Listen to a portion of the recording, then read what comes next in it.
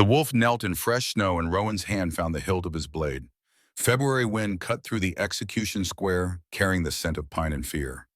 300 wolves formed a silent ring around them, their breath clouding in the Montana dawn. The kneeling wolf, Thomas Beta Class, father of two, kept his eyes down, shoulders trembling beneath a threadbare coat. Rowan stood above him, Alpha King of Silverwood Pack, and felt nothing. His father had taught him that mercy was a luxury reserved for those who could afford to appear weak. Kings who bent rules died with their throats torn out. The old lessons ran deep, carved into his bones through years of watching his father dispense justice without hesitation, without doubt. Thomas had broken protocol. His son, fevered and crying through the night, had been left in the care of appointed healers as tradition demanded. But Thomas couldn't bear the sound anymore. He'd violated the nursery at midnight, held his boy against regulations, rocked him until the fever broke. A servant had witnessed it. The council had convened. The verdict was unanimous. High Counselor Vincent stood at Rowan's right, expression carved from granite. The old wolf had served 3 alphas, outlasted 2 generations of challengers, and never once questioned the weight of tradition. His voice carried across the square without strain. Thomas Garrett, you have confessed to willful violation of sacred protocol. The appointed healers exist for purpose. Your interference suggests you believe yourself wiser than centuries of accumulated knowledge. Do you dispute this charge? Thomas lifted his head. His eyes found Rowan's, and something passed between them, a question perhaps, a plea for understanding from one father to another. Rowan's jaw tightened. He had no children yet. No frame of reference for the desperation that would drive a wolf to risk everything for a crying infant. I don't dispute it, Thomas's voice cracked. My son needed me. I would do it again. A ripple moved through the assembled pack. Vincent's hand curled into a fist at his side. Defiance made examples necessary. Rowan had learned this at 15, watching his father execute a wolf who'd questioned battle orders. The pack must see strength. Hesitation bred doubt. Doubt bred chaos. Rowan drew his blade. Silver gleamed in morning light, etched with symbols older than living memory. His father's sword and his grandfather's before that. The weight felt familiar in his palm, an extension of will and duty. Thomas closed his eyes. Rowan raised the blade. The execution was clean, fast, merciful in its efficiency. Blood steamed where it hit snow, and Thomas's body slumped forward without sound. Vincent nodded approval. The pack remained silent, as they always did, bearing witness to the price of broken tradition. Rowan cleaned his blade on Thomas's coat and sheathed it without ceremony. He turned from the body, from the widening pool of crimson, from the 2 children who would grow up fatherless because their father had loved them too much. His boots left dark prints in pristine white as he crossed the square toward the palace. The crowd parted before him. No one met his eyes. 3 years ago, Rowan had believed this was strength, certainty, the ability to enforce law without flinching. His father's voice lived in his head, steady and sure, reminding him that wolves respected power above all else. Show weakness, and they would tear him apart. Show mercy, and they would mistake it for softness. He climbed the palace steps alone.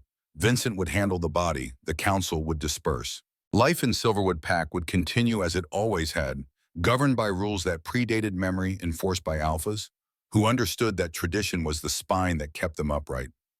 The stone corridors swallowed him in familiar cold. Oil lamps flickered in their sconces, casting shadows that danced like ghosts.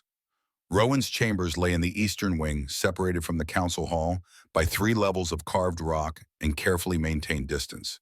He pushed through the heavy oak door and stopped. Elena sat by the window, wrapped in furs, against the chill that no fire could fully banish. She'd been reading some book of poetry from her homeland, but the pages lay forgotten in her lap now.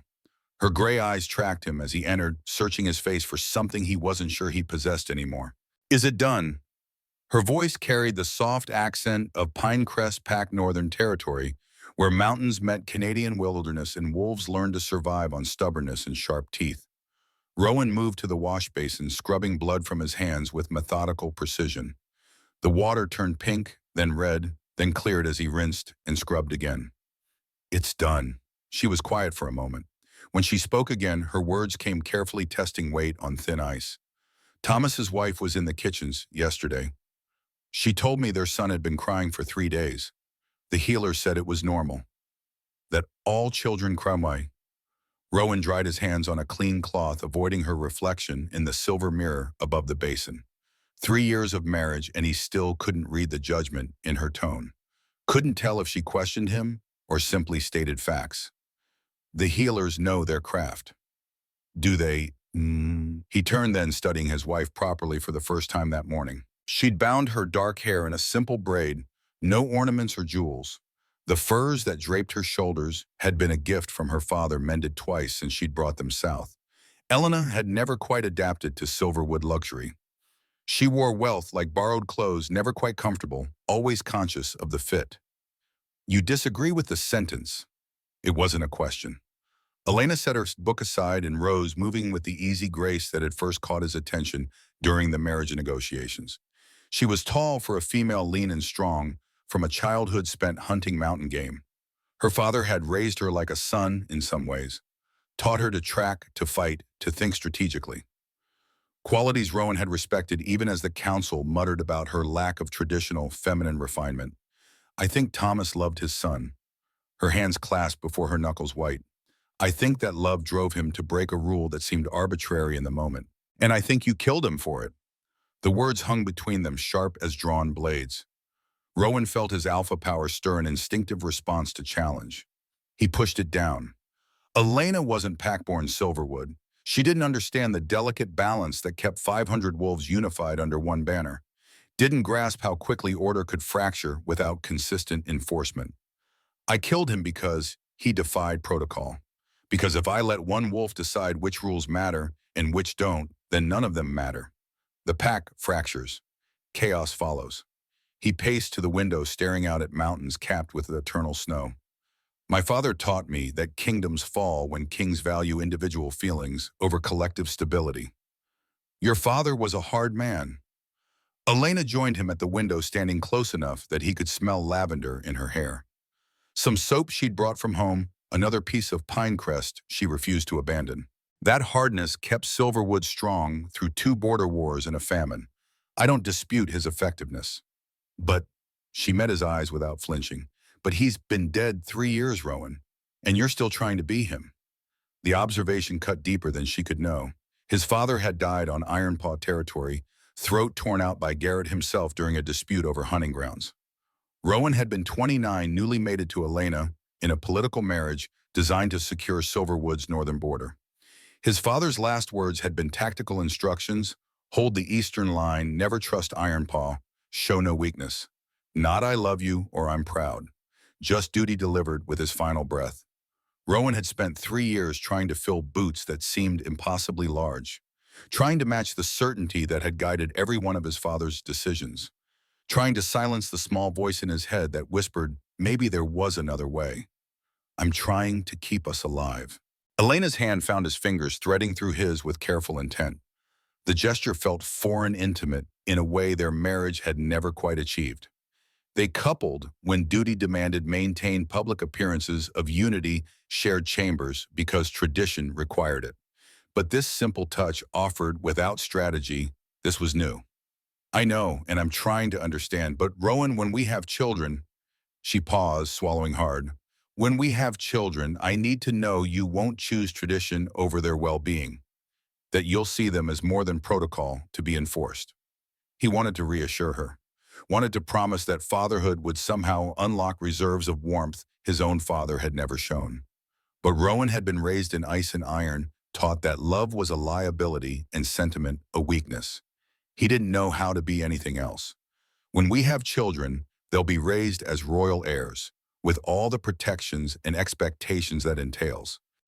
Elena pulled her hand back. The distance between them grew measurable in inches and unbridgeable in understanding. Of course, I should have known better than to expect softness from the wolf of Silverwood. She left him standing at the window, her footsteps fading into the stone labyrinth of the palace. Rowan remained alone, watching snow fall on the execution square below. Servants were already clearing Thomas's body, scrubbing blood from pristine white. By evening, no trace of the morning's work would remain. By next week, the pack would have forgotten Thomas Garrett entirely. But Rowan suspected he would remember, would carry the weight of that life the way he carried all the others his father had taught him to take without hesitation.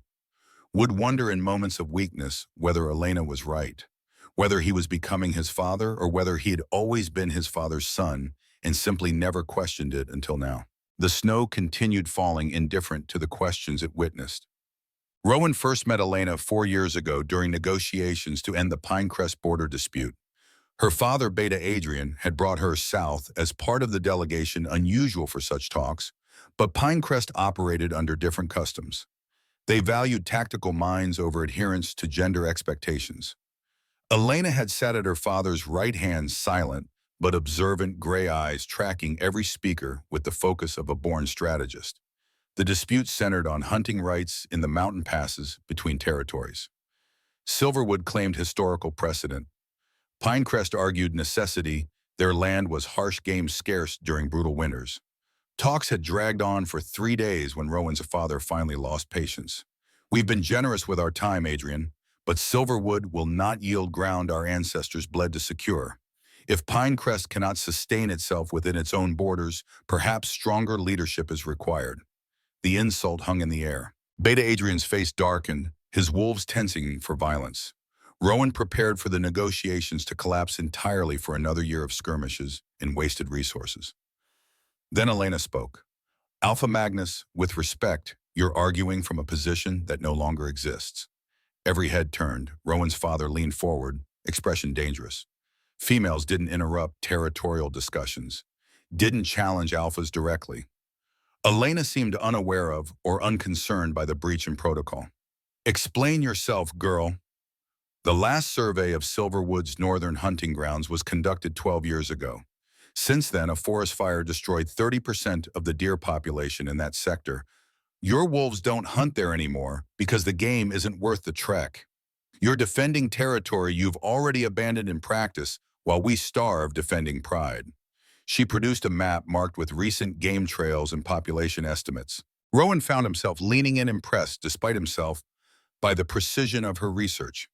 Pinecrest proposes a formal exchange.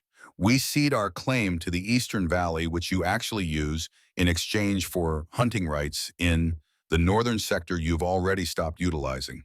Both packs gain functional territory. Both save face. Both survive. Rowan's father studied the map for a long moment. Then he smiled, cold and calculating. "Adrian, your daughter has more spine than your entire council. I'll agree to her proposal on one condition." "Name it." "She marries my son, securing our alliance with blood as well as treaty." Rowan's stomach dropped. He'd known marriage would be political. Eventually, all alpha heirs understood this reality. But he'd imagined more time, imagined some choice in the matter. His father's gaze fixed on him, daring protest. Rowan remained silent. Beta Adrian looked to his daughter. Elena's expression hadn't changed, but her knuckles whitened where they gripped the map's edge. "If it ensures my pack's survival, I accept." The marriage was formalized within a month. Rowan and Elena spoke perhaps 10 words to each other before the ceremony, polite exchanges during diplomatic functions, nothing substantive. Their wedding night was awkward and clinical, both of them conscious of duty, but uncertain of each other. She was a stranger, wearing his ring, sleeping in his bed, carrying the title of Luna, without any of the intimacy that should accompany it. The first year was ice. They maintained appearances, attended councils together, presented a united front to both packs. In private, they were cordial strangers sharing space. Elena spent her days in the library devouring every text on Silverwood history and pack law. Rowan devoted himself to warrior training and border patrols, anything to avoid the uncomfortable silence of their chambers. The second year thawed slightly. Elena proved herself politically astute, offering counsel that helped resolve a trade dispute with Western territories. Rowan began to respect her mind, even if he didn't know how to reach her heart.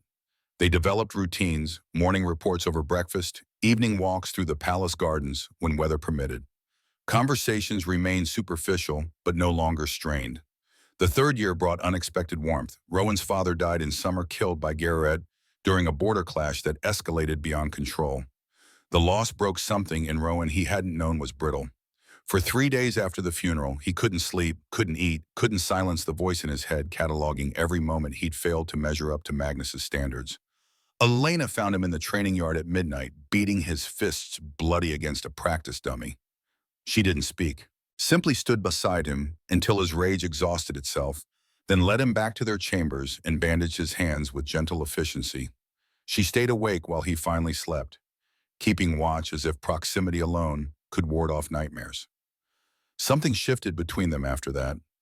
Not love. Rowan didn't know what love felt like anymore, if he'd ever known, but companionship, partnership. They began talking beyond surface pleasantries, sharing observations about council politics and pack dynamics. Elena made him laugh occasionally, dry wit catching him off guard. He found excuses to seek her company, her perspective. By the time they marked their third anniversary, Rowan realized with quiet surprise that he looked forward to seeing her each day, that her absence left chambers feeling empty, that her smile, rare and genuine, could lighten the weight that pressed constantly on his shoulders. He was falling in love with his wife. Slowly against expectation, despite every lesson his father had drilled into him about keeping emotions separate from duty. But Rowan had no idea how to tell her, no framework for expressing feelings his father had taught him to bury. So he showed it in small ways, ensuring her favorite tea appeared at breakfast, assigning the best guards to her detail, defending her suggestions in council meetings when others dismissed them, hoping she would understand the meaning behind gestures he couldn't articulate. If Elena noticed, she never acknowledged it. They maintained their careful distance, inches apart in bed, but miles separated in understanding. Rowan sometimes wondered if she'd learned to care for him too, or if duty alone kept her anchored in a marriage she'd never wanted. The question haunted him, unasked and unanswered, as summer turned to fall and fall descended into winter. Elena learned she was pregnant in October during the first snow. The healer, ancient Iris, who delivered 3 generations of Silverwood royalty, confirmed what Elena had suspected for weeks. 3 months along healthy, strong heartbeat. Iris predicted a spring birth, perhaps late March or early April. The news should have brought joy, should have united Rowan and Elena in shared anticipation. Instead, it drove them further apart, though neither could articulate why. Rowan received the information with careful control, congratulated Elena formally, informed the council that same afternoon, endured their toasts and well-wishes with appropriate grace. That night, alone in his study, he sat motionless for 2 hours, staring at nothing, feeling everything. He was terrified, bone-deep, nauseating terror that he would replicate his father's coldness with his own child, that he would fail to protect this fragile new life the way he'd failed his younger brother, that fatherhood would reveal every inadequacy he'd spent 3 years trying to hide behind alpha posturing. His brother Marcus, different from the council member who would later betray him, had died at 10. Weak lungs, the healer said, though Rowan suspected it was more than that. Marcus had been gentle, sensitive, everything their father despised. He'd cried easily, preferred reading to fighting, shrank from blood and violence. Their father had tried to harden him through increasingly brutal training regimens, make him strong or break him trying. The breaking came during a winter hunt. Marcus, struggling to keep pace with older wolves, had fallen through ice on a frozen lake. Rowan pulled him out, but the damage was done. Infection set in. Marcus lingered for a week before his lungs simply gave up. Their father's only comment, "Weakness finds a way to kill you. Better he died young than endangered the pack later." Rowan had been 15, old enough to hate his father for the callousness, young enough to still crave his approval. The contradiction had twisted something in him that never quite straightened out again. Now facing fatherhood himself, Rowan couldn't escape the question, would he be capable of the warmth his brother needed? Or would he inflict the same cold violence that had killed Marcus as surely as the ice-water Elena, for her part, withdrew into silent preparation? She read texts on infant care, consulted with experienced mothers in the pack plan nursery arrangements with meticulous detail. But she didn't share these preparations with Rowan, didn't invite him into the process or seek his input. They existed in parallel, preparing for the same event from opposite sides of an unbridgeable divide. December brought complications. Elena's pregnancy grew difficult, severe morning sickness that lasted all day, exhaustion that kept her bedridden for weeks. Iris prescribed rest and special teas, assured them this was normal for first pregnancies, especially ones carrying strong alpha bloodlines. But Rowan saw fear in the old healer's eyes when she thought no one was watching. He wanted to comfort Elena, wanted to sit with her during the long nights when sickness kept her awake. But he didn't know how. His father had never modeled tenderness, had never shown Rowan what care looked like between mates. So Rowan defaulted to what he knew, ensuring the best healers attended her, posting guards outside her chambers, maintaining distance while providing material support. One night in January, Elena's maid found him outside the chamber doors. She'd been crying. He could see tear tracks on her weathered face. "Your Majesty, the Luna asked me to inquire if you might sit with her. She's having a difficult evening and would appreciate the company." Rowan's first instinct was to decline, to send reassurances through the maid while maintaining his careful separation. But something in the old woman's expression stopped him, pity perhaps, or disappointment. "Of course. I'll attend her immediately." He found Elena propped against pillows, face pale and drawn. A basin sat beside the bed, evidence of recent sickness. She looked up as he entered, surprise flickering across her features. "I didn't think you'd come." The words stung more than accusation would have. Rowan settled into the chair by her bedside, suddenly aware of how little time they'd spent in simple proximity since she'd fallen ill. "You called for me. Where else would I be?" Elena's laugh was bitter and tired. "With the council, the warriors, anywhere duty demands and emotion doesn't." He had no defense against the truth. Instead, he reached for her hand, the gesture feeling clumsy and unpracticed. Her fingers were cold. He wrapped his warmer ones around them, offering heat, if not comfort. "I don't know how to do this." The admission escaped before he could contain it. "How to be what you need, what our child will need. My father never taught me, never showed me anything but strength and distance." Elena was quiet for a long moment. When she spoke, her voice carried exhaustion that went beyond physical illness. "Then maybe you need to unlearn what your father taught, for you become him completely." "I'm trying. I don't know if I know how." "You start by being here, present, not because duty demands it, but because you choose it." She squeezed his hand with what little strength she possessed. "You start by seeing me as more than a political alliance or a vessel for your heir. You start by deciding that love matters more than the protocols that govern it." The word love hung between them unused in 3 years of marriage. Rowan turned it over in his mind, testing weight and meaning. Did he love Elena? He cared for her, that much he knew. Respected her intelligence, admired her strength, desired her company. But love. The word felt too large, too vulnerable, too dangerous for a wolf raised to equate emotion with weakness.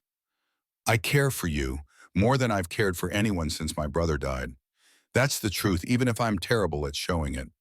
Elena's eyes filled, though whether with relief or sadness, he couldn't tell. "Then stay. Tonight. Just sit with me. Let that be enough for now." So he stayed, sat in the uncomfortable chair while she drifted into uneasy sleep, held her hand through nightmares and sickness, dozed occasionally, himself neck bent at an awkward angle. When dawn light filtered through the windows, they were still connected, palm to palm, choosing proximity, despite years of practiced distance. It wasn't love. Not yet. But it was a beginning. On March arrived with unseasonable warmth, melting snow into rushing streams that fed the valley below Silverwood Palace. Elena's pregnancy reached its final stage, her body swollen and uncomfortable movement becoming labored. Iris predicted birth within days, perhaps a week at most. The council prepared for the royal heir with bureaucratic efficiency. Protocols were reviewed, ceremonies scheduled, nursery staff appointed. Vincent personally oversaw arrangements, ensuring every tradition was honored precisely. The bathing rituals, the blessing ceremonies, the formal presentations, all mapped out with exacting detail. Rowan attended these planning sessions with growing unease. Something about the clinical precision bothered him, though he couldn't articulate why. These were the same rituals his father had endured and his grandfather before that. Traditions existed for a reason. They connected past to present, maintained order, reinforced pack identity. But watching Vincent describe how 3 appointed servants would bathe the newborn heir in blessed water while parents observed from a respectful distance, Rowan couldn't shake the memory of Thomas Garrett kneeling in snow, of a father executed for the crime of holding his crying child. Elena said nothing during these meetings, her face an unreadable mask. Rowan wondered if she understood what was coming, if Pinecrest practiced similar rituals, or if this would be as foreign to her as everything else about Silverwood. Labor started on a Thursday, 3 weeks before the spring equinox. Elena's water broke during breakfast, and suddenly the careful planning became frantic reality. Iris and two assistant healers swept Elena away to the birthing chamber, a sterile room in the palace's oldest wing, designed specifically for royal births. Heavy curtains blocked windows. Candles provided flickering light. The air smelled of herbs and antiseptic. Rowan was forbidden entry. Tradition dictated that alphas remain separated during birth, maintaining strength and composure while mates endured the physical trial. His father had waited in the great hall conducting pack business while Rowan's mother labored, showing no concern, no distraction. Absolute focus on duty. Rowan tried to replicate that steel. Sat in his study reviewing border reports while Elena screamed in a room 3 corridors away. The screams went on for hours. Then the silence between them grew longer. Then the screaming stopped entirely, replaced by urgent voices and running footsteps. He lasted 2 more hours before fear broke through discipline. Rowan abandoned his desk and headed for the birthing chamber. Vincent intercepted him in the hallway, expression stern. "Your Majesty, you cannot enter. Protocol forbids." "I don't care about protocol." The words surprised him as much as they surprised Vincent.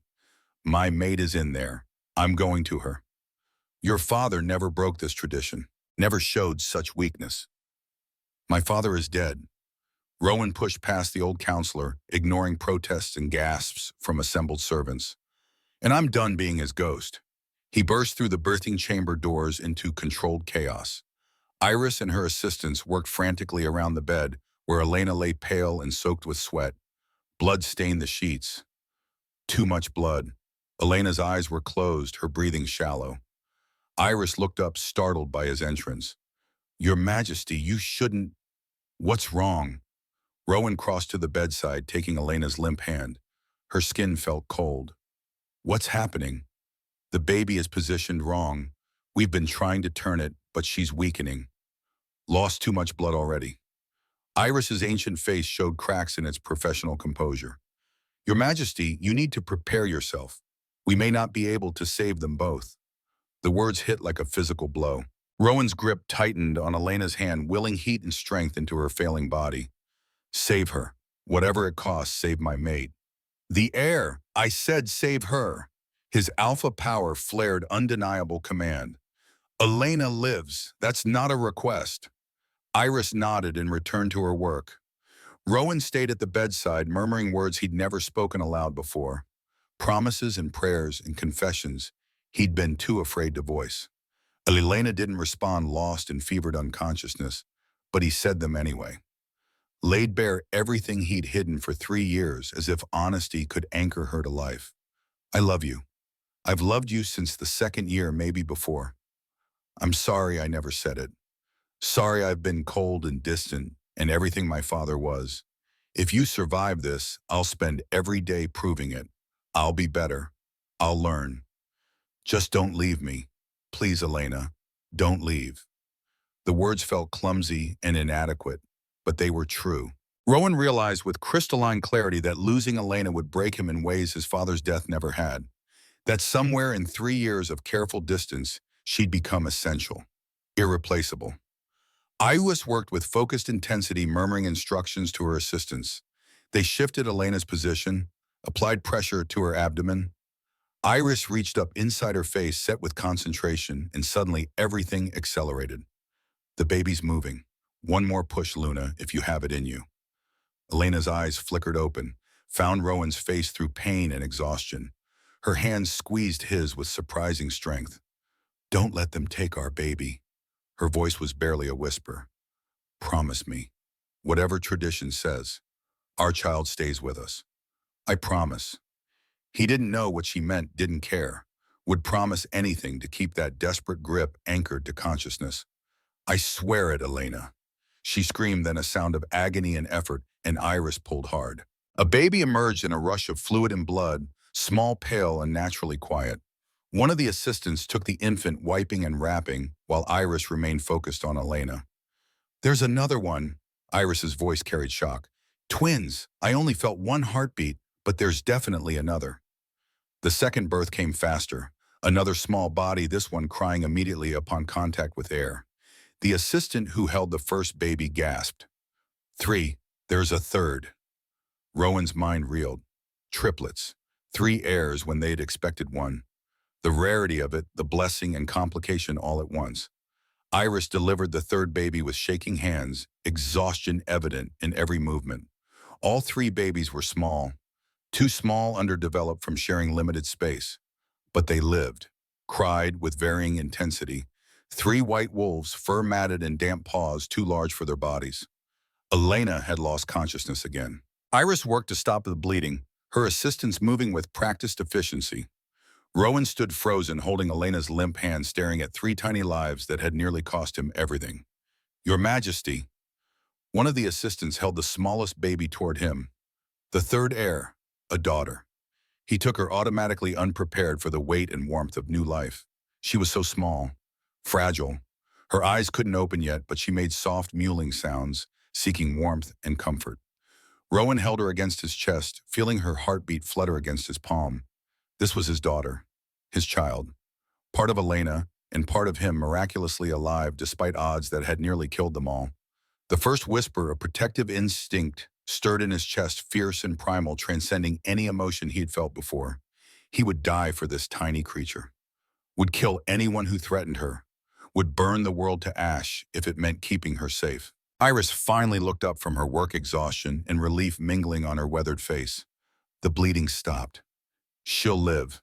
They'll all live with care and time.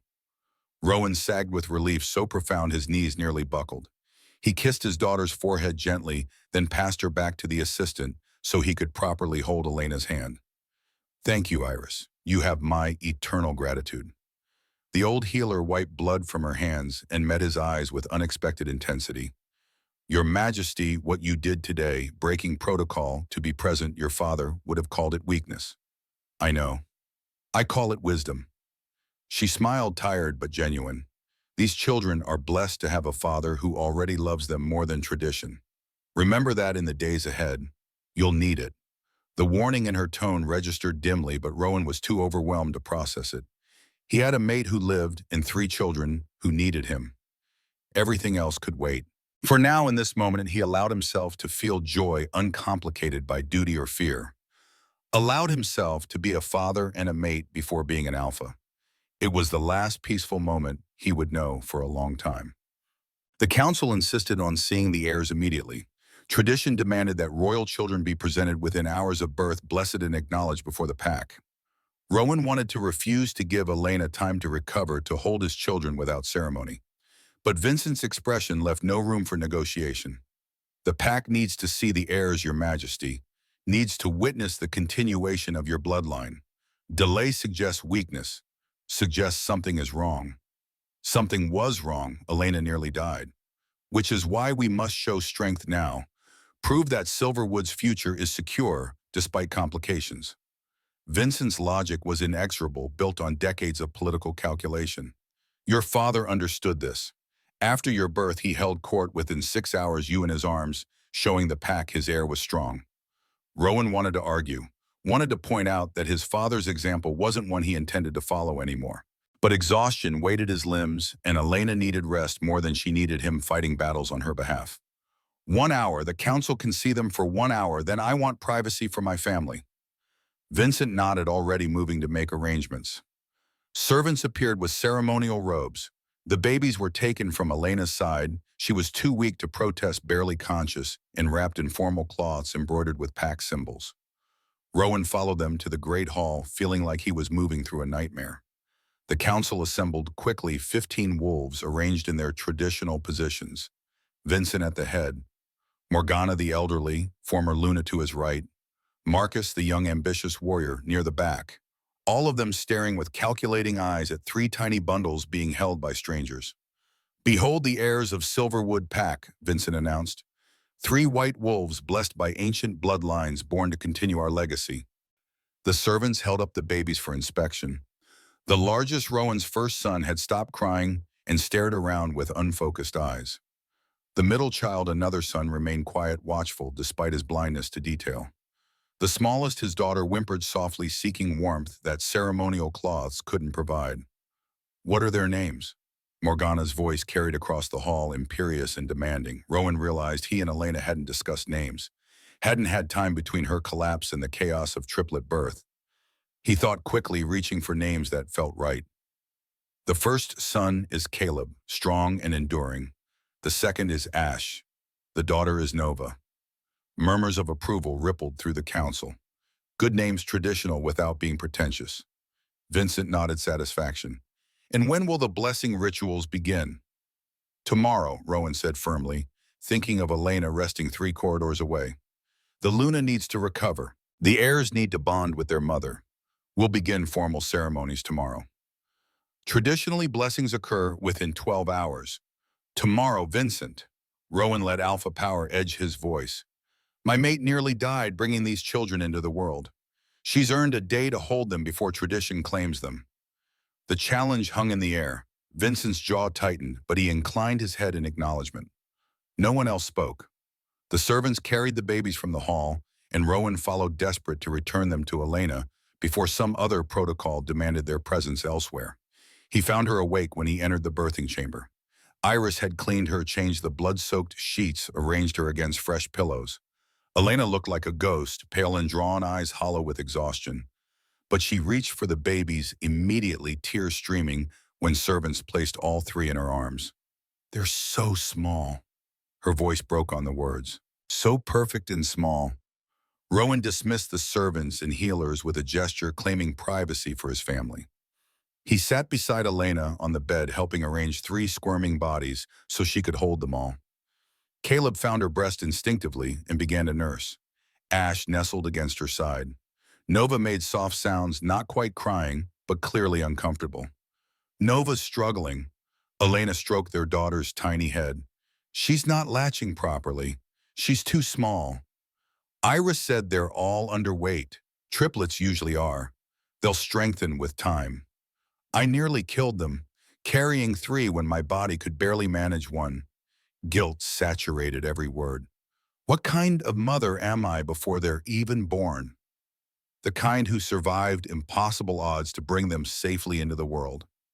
Rowan kissed her forehead, tasting salt from tears. You're extraordinary, Elena. Our children are alive because you fought for them. She leaned into him, exhaustion pulling her towards sleep. The baby settled as her breathing evened out, Caleb still nursing Ash and Nova, simply absorbing warmth and safety. Rowan held them all, his small family contained in the circle of his arms, and felt terror wash over him again. This vulnerability, this overwhelming love, this was what his father had warned against. Weakness that enemies could exploit. Attachment that made you hesitate when strength demanded action. His father had loved Rowan's mother, surely, but never let it show. Never let it compromise his authority or cloud his judgment. Rowan looked at Nova's tiny face and knew with absolute certainty that he would compromise anything for her. For all of them. Would bend every tradition, break every rule, destroy anyone who threatened this fragile peace. His father would have called it weakness. Rowan called it being human. The door opened without warning. Vincent entered, expression apologetic but firm. Your Majesty, forgive the intrusion, but we need to discuss the blessing schedule. The ritual bathing must be performed within 48 hours for maximum efficacy. The appointed servants are ready to begin preparations tomorrow morning. Rowan felt Elena tense against him. Her arms tightened around the babies, a mother's instinctive protection against perceived threat. What servants? Her voice carried an edge despite exhaustion. Vincent addressed Rowan rather than Elena as if she hadn't spoken. Meredith and her assistants. They've been trained in the sacred bathing rituals since childhood. Your Majesty, you were bathed by Meredith yourself. She served 3 generations of royal heirs.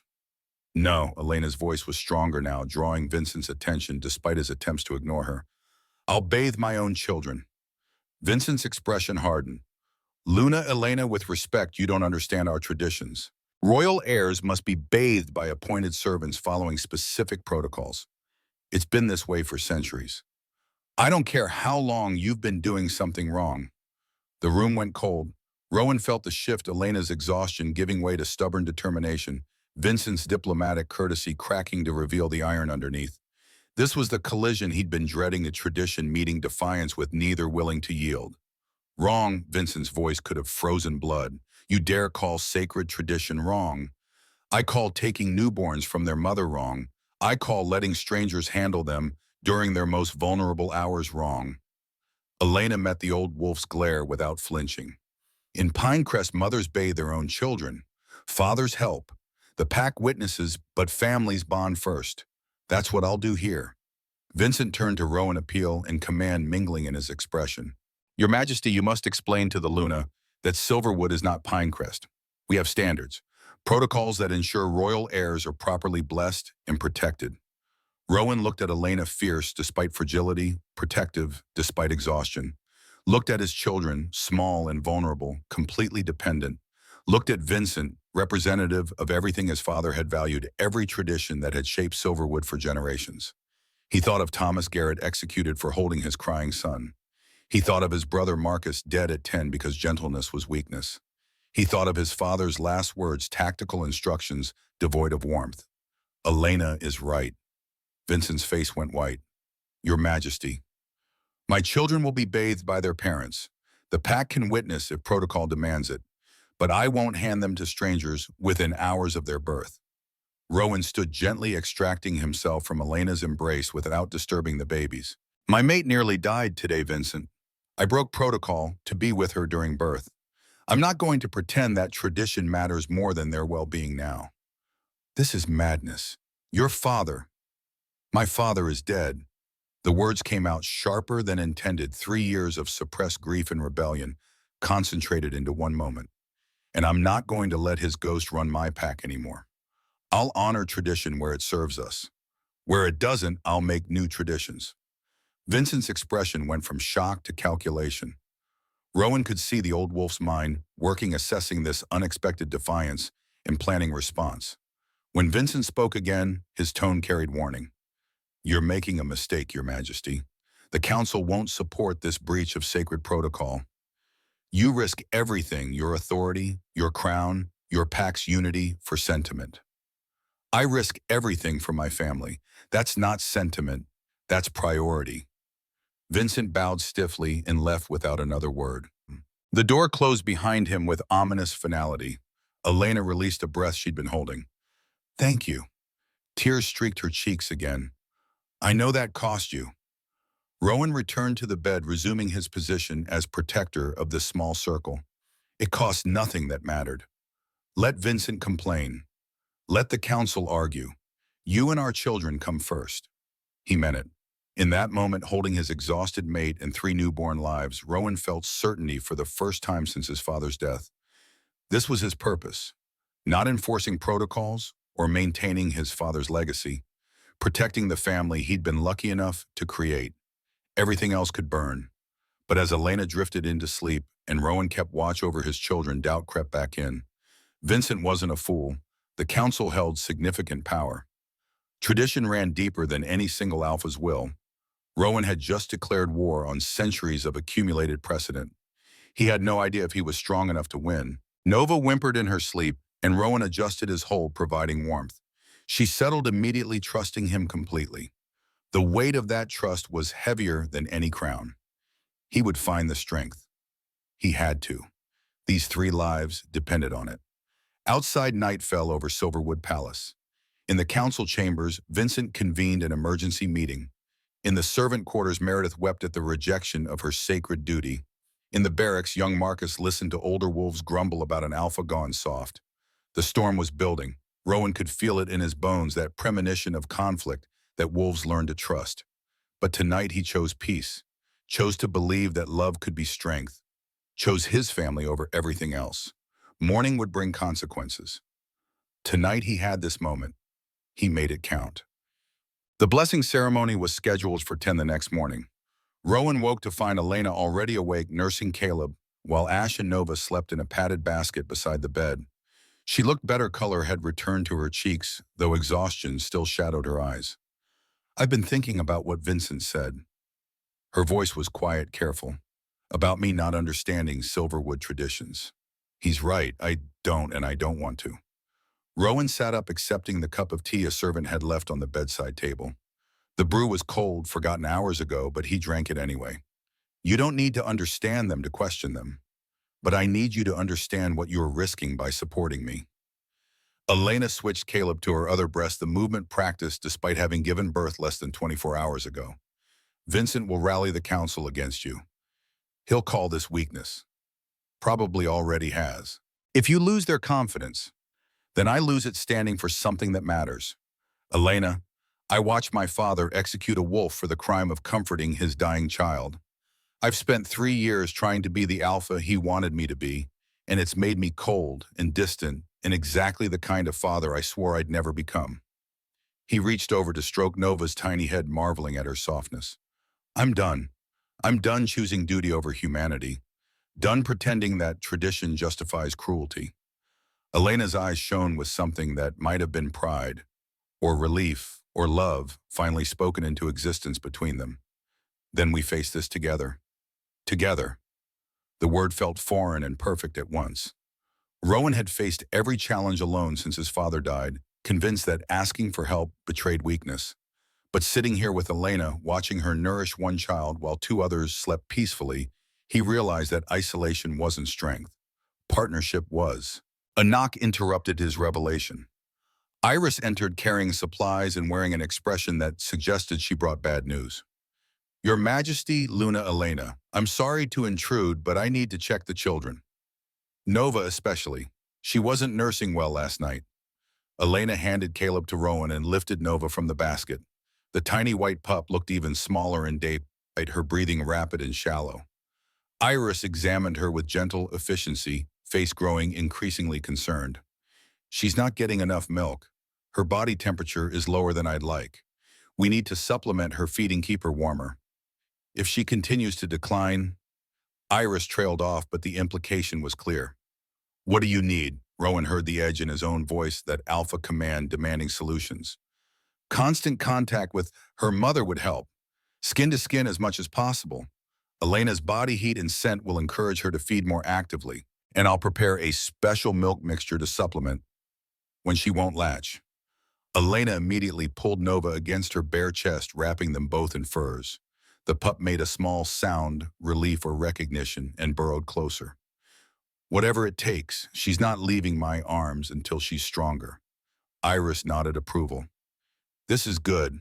This is what she needs. But Your Majesty, I must warn you, the blessing ceremony this morning will require the children to be separated from Elena for at least 2 hours. With Nova this fragile, that's not advisable. Rowan stood, decision made before conscious thought could second-guess it. Then we cancel the ceremony. Your Majesty, my daughter's life is more important than ceremony. Tell Vincent the blessing is postponed until Nova is strong enough to endure it. Iris looked like she wanted to argue, but wisdom won over duty. She bowed and left to deliver the message. Rowan could already imagine Vincent's reaction. The counselor would see this as weakness compounding, weakness evidence that sentiment had compromised the alpha's judgment. Let him think it. Nova's shallow breathing mattered more than Vincent's approval. Elena looked up at him with an expression that made 3 years of distance worth enduring. She understood what this cost him. Understood that each choice to prioritize family over tradition was a battle fought and won against everything his father had taught. Rowan, why? The door burst open without warning. Vincent stood in the entrance, face flushed with anger, barely contained beneath diplomatic courtesy. Your Majesty, this cannot stand. You've already disrupted the bathing ritual. Now you cancel the blessing ceremony entirely. The pack will see this as a sign of weakness, will question whether you're fit to lead if you cannot even properly present your own heirs. The pack will see an alpha who prioritizes his children's health over arbitrary scheduling. Rowan kept his voice level, though anger simmered beneath. Nova is struggling, Vincent. She needs her mother. That's not weakness. That's biology. Biology that royal heirs have overcome for generations. Your father was born early underweight, struggling just as Nova is now. The rituals strengthened him, made him the alpha he became. My father was a tyrant who died alone because he valued strength over connection. If that's what the rituals created, then maybe they need to change. Vincent's control finally cracked. You go too far, boy. Your father built this pack into the most powerful territory in the North. His methods worked. His traditions killed my brother. The words came from somewhere deep and painful, a truth Rowan had never spoken aloud. Marcus died because our father valued protocol over a child's actual needs, because the healers followed tradition instead of listening when something was clearly wrong. I watched it happen, Vincent. I watched tradition murder my brother. I won't watch it murder my daughter, too. Silence fell like a physical weight. Vincent stared at him, shock replacing anger. In the background, servants froze mid-task. Even the babies seemed to sense the tension, Caleb and Ash beginning to fuss. Vincent's voice, when he finally spoke, carried something that might have been genuine concern beneath the usual formality. Your Majesty, I understand you're afraid. Every father fears for his children, but abandoning tradition won't protect them. It will only weaken your ability to lead. The council is already questioning, then let them question. Let them vote no confidence if they dare. But I won't sacrifice my children to prove strength to wolves who measure a leader by his cruelty. Vincent's expression hardened back into its usual mask. Very well. I'll inform the council that the blessing ceremony is postponed indefinitely. But understand, Your Majesty, every choice you make in defiance of tradition costs you political capital. Eventually, you'll have nothing left to spend. He left with rigid formality. Rowan waited until the door closed before releasing the breath he'd been holding. His hands were shaking. Confronting Vincent directly claiming his father's methods had failed, these were not small rebellions. They were declarations of war against everything Silverwood stood for. Elena shifted Nova to a more comfortable position, still maintaining that crucial skin-to-skin contact. He's right, you know, about the political cost. The council will use this against you. I know. If it comes to a vote of no confidence, then I'll fight, and if I lose, we'll leave. Build a life somewhere our children can grow up without being suffocated by protocol. Rowan sat beside her, again exhaustion pulling at him. I'm done pretending, Elena. Done being the alpha everyone expects instead of the father our children need. What about the wolf you need to be? She asked it gently without judgment. You've spent 3 years trying to fill your father's place. Now you're rejecting everything he stood for. Who are you if you're not him? The question struck deep. Rowan had defined himself in relation to his father for so long, first trying to please him, then trying to escape him, now actively opposing him. Without that reference point, who was he? I don't know yet. I guess I'll figure it out. Nova whimpered a sound of distress that spiked Rowan's protective instincts. Elena tried to get her to latch, but the pup turned away too weak or too uncomfortable to feed. Iris's words echoed if she continues to decline. Fear closed around his throat. Nova was so small, so fragile. The thought of losing her, of watching another child die, despite his best efforts, was unbearable. Elena, what if I'm wrong? What if Vincent is right and the traditions actually do strengthen them? What if my rebellion kills her? Elena met his eyes steady despite her own fear. The traditions nearly killed me. If Iris had followed protocol and not let you into the birthing chamber, I'd be dead. You broke rules and saved my life. Trust that instinct now. He wanted to believe her, wanted to believe that love and proximity were enough. But doubt gnawed at the edges of certainty. What if he was simply imposing his own trauma onto a situation that didn't warrant it? What if his hatred of his father's methods blinded him to wisdom accumulated across generations? Nova's breathing grew more labored. Elena held her closer, whispering soothing sounds. Rowan felt helpless, watching them, unable to fix this with strength or command. Fatherhood was humbling in ways alpha authority never was. Should I get Iris again? His voice came out rough. Not yet. Give her time. Sometimes babies just need to feel safe before they can thrive. So they waited, sat together in the quiet birthing chamber while Caleb and Ash slept and Nova struggled for each breath. Morning light crept across stone floors. Servants brought food neither of them touched. The hours stretched, measured in heartbeats and shallow gasps. Finally, near noon, Nova's breathing evened out. She turned toward Elena's breast with more energy than she'd shown since birth and latched properly. Elena's sob of relief nearly broke Rowan's composure. There you are, little one. There you are. Nova nursed with surprising vigor, making up for lost time. Color returned to her tiny face. Her body relaxed, no longer fighting so hard just to exist. The transformation took minutes but felt miraculous. Rowan allowed himself to breathe again, to believe that maybe, just maybe, defying tradition had been the right choice. Nova needed her mother. needed warmth and proximity, and the kind of care that couldn't be codified in ritual. A knock at the door, gentler this time. Iris entered the saw Nova nursing successfully and smiled with visible relief. Good. This is very good. Her temperature should stabilize now. The crisis has passed. Thank the gods. Elena didn't look up from their daughter, too focused on maintaining the connection that had finally taken hold. Iris approached Rowan, voice lowered. Your Majesty, I need to tell you something. About your brother. Rowan stiffened. What about him? When Marcus was born, I advised your father to let your mother hold him more. Marcus was sensitive, needed extra comfort. Your father refused. Said the boy needed to learn strength from day one. Insisted on the full ritual protocol despite Marcus's obvious distress. Iris's ancient eyes held regret. I've always wondered if things might have been different.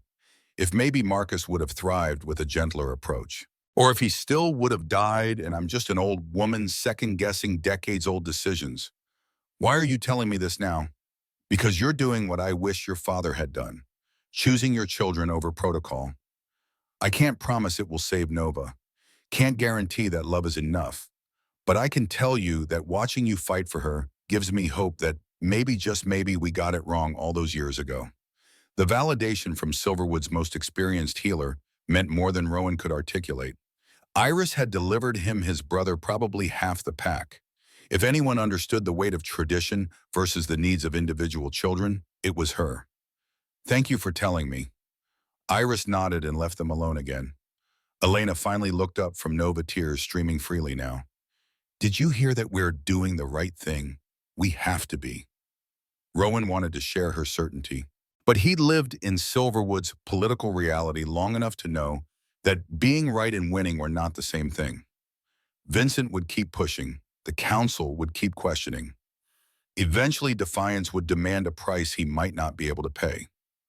But for now, watching Nova nurse with growing strength, watching Elena's face soften with relief, watching Caleb and Ash sleep peacefully in their basket, for now this small victory was enough.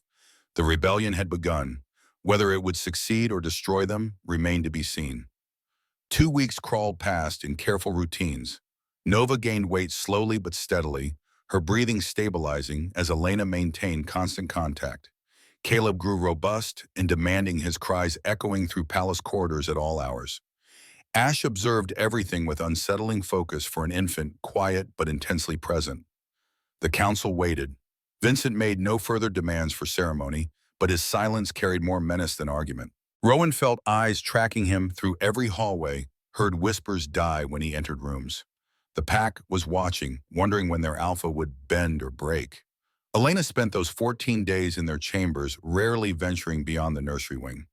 She bathed the children herself each morning, using warm water heated over their private hearth.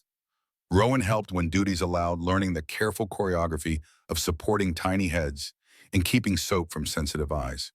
These moments felt stolen, precious, and temporary, like holding breath underwater.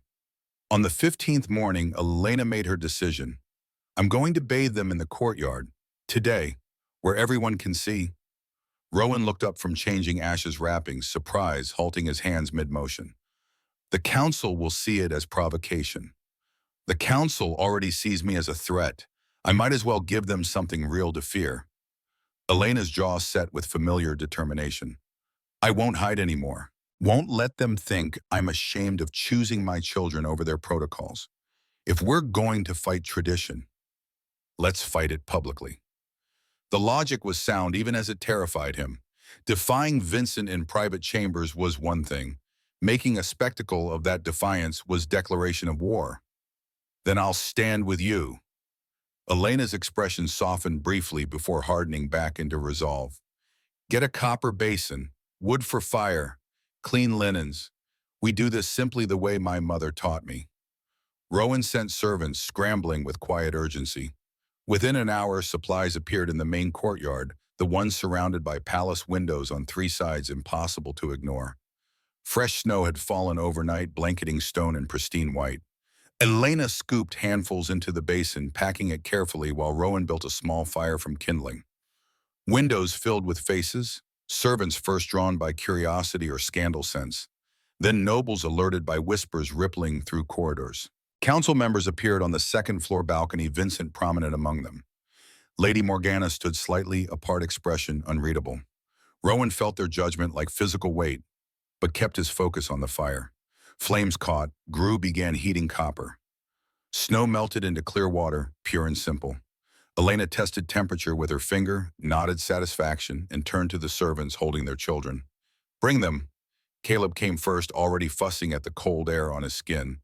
Elena lowered him into warm water with practiced wherein his complaints ceased immediately. She used her bare hands to pour water over his white fur, working it through with gentle efficiency. No oils, no blessed herbs, no ceremonial instruments. Just touch and warmth and a mother's focused attention. Rowan knelt beside her, close enough to shield the basin from wind without crowding her movements. He'd seen royal bathing rituals had endured them himself as an infant, though memory didn't stretch that far. Always elaborate, always distant servants performing prescribed motions, while parents observed from required positions. This was different, intimate, real. Elena began singing, voice soft but carrying in the courtyard's acoustic peculiarity. An old song from Pinecrest, something about snow and stars and children blessed by winter. Rowan didn't know the words, but he recognized the melody from nights she'd hummed it while nursing. The courtyard fell absolutely silent. Even wind seemed to pause, holding breath alongside 300 witnessing wolves. Elena lifted Caleb from the basin, wrapped him in clean linen, passed him to Rowan with trust that still surprised him. Their son squirmed against his chest, seeking warmth. Rowan held him carefully, marveling at how something so small could radiate such concentrated heat. Ash next. He entered the water without protest, dark eyes tracking his mother's movements with that unsettling awareness. Elena washed him with the same care, singing, continuously creating rhythm from ritual. Rowan watched her hands move, confident despite their trembling, gentle despite their strength. This was what love looked like, stripped of ceremony and expectation. Pure need meeting, pure response. Then Nova, their smallest, most fragile daughter. Elena lifted her with special care, mindful of lingering weakness. The moment Nova touched water, she made a sound, not distress, but something close to contentment, a sigh of recognition, as if she'd been waiting for exactly this. Elena's eyes filled, watching their daughter relax. Nova had fought so hard those first days, struggled for every breath and every meal. Seeing her peaceful, now trusting, now felt like vindication of every choice that had led them here. Rowan shifted position to help support Nova's weight, and Elena's voice caught on the next verse. She finished the song anyway, power replacing melody while overcoming emotion. When Nova emerged from the basin, wrapped in dry, she was smiling. Actual infant joy, rare and breathtaking. The silence broke with single hands clapping. Rowan looked up, tracking the source. Sarah stood at a third-floor window, her 8-month-old daughter visible in her arms. The young mother's applause gained companions, scattered at first then spreading. Not universal, not even majority, but enough to matter. Vincent didn't clap, neither did Morgana or the older council members. They stood frozen witnesses to something they couldn't quite classify. Heresy or hope, revolution or simple parenting. The ambiguity was its own threat. Elena gathered all 3 children against her chest, letting them draw warmth from proximity and each other. She looked up at the watching windows, met judgment with steady defiance, and spoke loud enough to carry. This is how children should be bathed. With love, with their mother's hands, with their father's protection. Let anyone who disagrees come tell me why cold ceremony serves better than warm care. The challenge hung in mountain air, unanswered, because unanswerable. Vincent's face darkened. Morgana's remained carefully neutral. Sarah smiled through tears. Rowan stood beside Elena, hand on her shoulder, presenting united front. Let the council see them together. Let the pack understand that this wasn't Luna overstepping. It was their Alpha choosing family over tradition, consciously and without apology. They carried the children inside without waiting for response. Let Vincent summon his emergency council. Let tradition rally its defenders. The line had been drawn in melted snow and sung prayers. The consequences would come regardless. Better to meet them standing firm. The emergency council convened within 2 hours. Rowan entered the great hall to find that all 15 members assembled, Vincent presiding from the head table with prosecutor's gravity. Guards lined the walls, ceremonial positioning, but their presence added weight. This wasn't informal discussion. This was trial. Elena stood beside Rowan despite Vincent's visible disapproval at her presence. Luna typically attended councils only when specifically summoned. Her uninvited appearance was breach of protocol, another log on the fire they were collectively building. Vincent wasted no time on pleasantries. Elena, you stand accused of willful violation of sacred bathing protocols. You performed unauthorized ritual in public space using unapproved methods while refusing appointed servants their traditional role. Do you deny these charges? Elena met his glare without flinching. I deny their crimes. I bathed my children the way mothers have bathed children since wolves first walked upright. Your protocols are the aberration, not my methods. Gasps rippled through assembled counselors. Speaking to the High Counselor with such directness bordered on insubordination. Vincent's knuckles whitened where they gripped the table edge. With respect, Luna, you're new to our ways. Perhaps in Pinecrest such informality was acceptable, but Silverwood Pack has maintained standards for 8 generations. The royal line must be blessed with proper ceremony, not common water and folk songs. There's nothing common about a mother's love, and there's nothing sacred about making infants suffer for the sake of appearances. Vincent turned to Rowan, appeal and accusation mingling. Your Majesty, surely you see the danger in allowing this behavior to continue. If the Luna can simply dismiss protocols she finds inconvenient, what message does that send? What happens to order when individuals decide which rules apply to them? Rowan felt 15 pairs of eyes measuring him, weighing his response against expectations built over decades. His father had stood in this hall countless times, dispensing judgment without hesitation. Never questioned tradition, never showed doubt. High Counselor, I've been thinking about your question, about what happens when we blindly follow rules without examining their purpose. His voice carried steady across stone.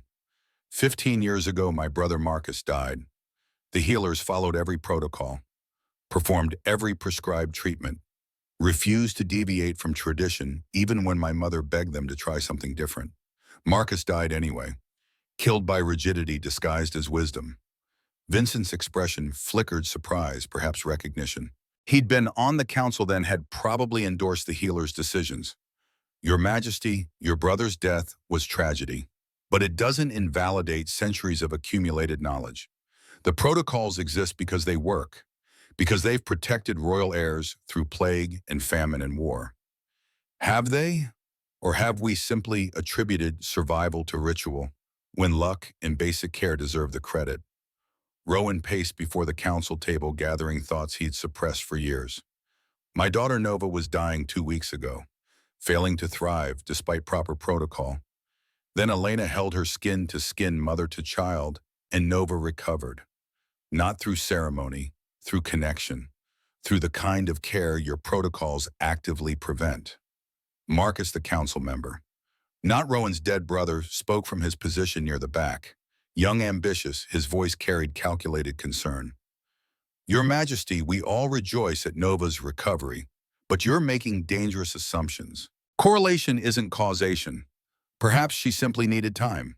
Perhaps the protocols were working, and you credit the Luna's methods prematurely. Elena turned on him with controlled fury. My daughter couldn't breathe properly, wasn't eating, was growing weaker every hour. Your protocols kept her separated from me. The moment I held her, really held her, not observed her from required distance, she began healing. That's not correlation. That's cause and effect witnessed by Iris herself. Iris is a fine healer. Morgana spoke for the first time, her aged voice cutting through debate. But she's not infallible. I raised 5 sons following every tradition. 4 died in service to this pack, warriors who understood sacrifice. 1 survived strong because I didn't coddle him. The protocols made them capable of enduring what soft upbringing could not. The words landed like stones. 4 dead sons held up as evidence that hardship built character. Rowan wondered what kind of emptiness lived behind Morgana's eyes, what price she'd paid for that conviction. Elena didn't back down. 4 dead sons sounds like evidence that something's desperately wrong, not proof the system works. Morgana's face went pale with rage. How dare you? How dare I what? Question whether your suffering was necessary suggests that maybe, just maybe, love and support might have served better than rigid adherence to tradition that killed 4/5 of your children. The hall erupted, counselors shouting over each other, guards tensing, Vincent hammering the table for order. Rowan let it continue for 30 seconds, let them reveal their positions through instinctive reactions, then released alpha power in a wave that silenced every voice. Enough, the word resonated with command.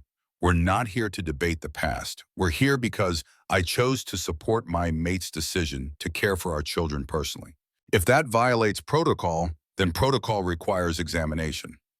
Vincent regained control by force of will. Your Majesty, examination is one thing. Public defiance is another. You didn't simply question tradition, you made a spectacle of rejecting it. Every wolf in this palace watched you kneel in snow, participating in unauthorized ceremony. That's not reasoned reform. That's calculated insurrection. Calculated survival. Nova needed her mother. I chose my daughter's life over your approval. And what about the pack's stability? Your authority rests on the foundation of tradition. Undermine that foundation and everything collapses. Other wolves will see your defiance and assume they can pick which rules to follow. Chaos breeds faster than you can contain it. The argument held weight. Rowan couldn't deny that authority depended partially on consistent enforcement. But he'd watched consistent enforcement execute Thomas Garrett. Watched it kill his brother through adherence to protocol that ignored obvious distress. Then maybe our authority needs different foundation. Maybe strength comes from wisdom and adaptability, not blind obedience to rules that no longer serve their original purpose. Marcus leaned forward, voice carefully sympathetic. Your Majesty, I understand your position. Truly. But consider Iron Paw Pack has been testing our borders for months. Alpha Garrett looks for any sign of weakness to exploit. This public display of sentiment over strength, he'll see it as invitation. The mention of external threat shifted atmosphere in the hall. Several counselors nodded agreement.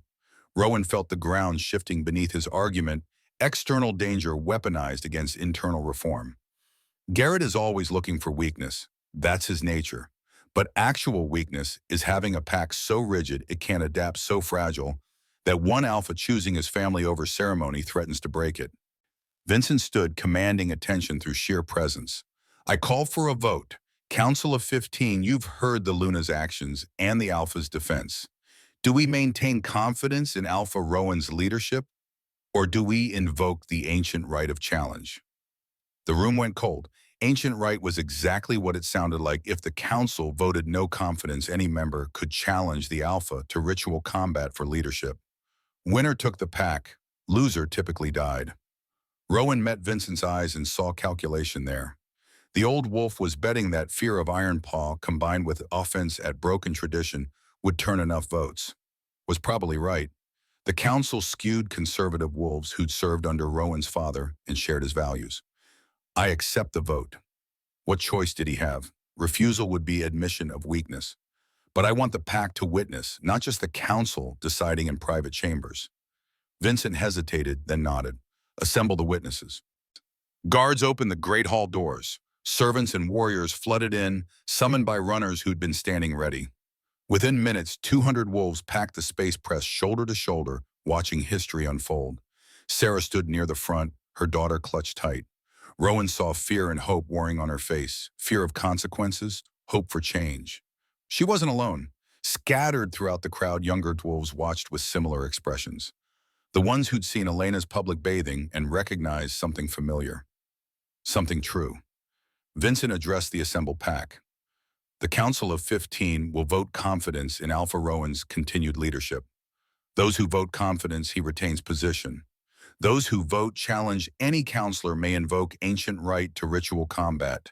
The pack bears witness to this decision. One by one, counselors stated their vote. The first 5 split 3 confidence, 2 challenge. Rowan's jaw tightened. Closer than he'd hoped. If it came down to final votes, Marcus spoke his vote with studied reluctance. Challenge, I love our Alpha, but love isn't leadership strength. We need certainty Silverwood can weather what's coming. More votes. 4 more confidence, 3 more challenge. Current count 7 confidence, 5 challenge. 3 votes remained. Rowan needed 2 of them. Morgana stood slowly, ancient bones creaking, every eye fixed on her. She'd been Luna before Rowan's birth had known his grandfather carried authority that transcended official position. I've spent 60 years in this pack, buried a husband, raised 5 sons, watched 4 die. I enforced every tradition, followed every protocol, believed absolutely that hardship built strength. Her voice cracked slightly. And I'm tired, so desperately tired of watching children suffer in the name of values that killed my sons. The Luna is right. 4 dead children isn't proof the system works. It's proof the system failed. I vote confidence. Shocked silence. Morgana supporting reform. The old guard's foundational pillar cracking, Vincent's face drained of color. 8 confidence, 5 challenge. 1 vote left. The final counselor was elderly. Thomas, no relation to the executed Thomas Garrett, but old enough to remember 3 alphas. He stood with difficulty, leaning on his cane, roomy eyes distant. My granddaughter had a son last year. Beautiful boy, strong, but he cried constantly during the blessing rituals, screamed like his soul was being torn apart. We told her it was normal, that he'd adjust. He died at 3 months. The healers said it was his heart. But I wonder, Thomas's voice broke, I wonder if maybe he just needed his mother's touch more than our traditions. I vote confidence. 9-5. Rowan retained leadership, but Vincent wasn't finished. He stood alpha power radiating despite his age. The vote is recorded. Alpha Rowan maintains council confidence. However, I invoke my personal right as High Counselor. I challenge your fitness under ancient law. Not to take your position, I'm too old for that burden, but to test whether your choices stem from wisdom or sentiment. To prove to this pack that strength still matters. The challenge was unexpected tactical. Vincent wasn't trying to become alpha. He was forcing Rowan to defend his philosophy in combat, making the coming fight symbolic rather than purely practical.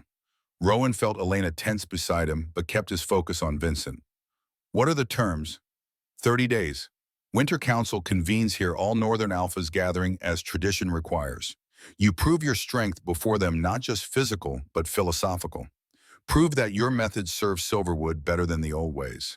Fail, and any Alpha present may challenge you for crown and pack. Succeed, and I'll support your reforms personally. The terms were viciously clever. Winter Council was political nightmare, 12 packs, gathering alliances, tested territories negotiated. Hosting while appearing divided was invitation for vultures. Garrett would absolutely attend, looking for any excuse to challenge. I accept your terms. Vincent smiled, cold and satisfied. Then let the 30 days begin. May the old gods grant you the wisdom you believe you possess. The council dissolved into chaos. Counselors arguing, wolves choosing sides. Sarah and others rushing toward Elena with desperate questions. Rowan let it wash over him, focusing on the countdown that had just started. 30 days to prove love could be strength. 30 days to maintain pack unity while external enemies circled.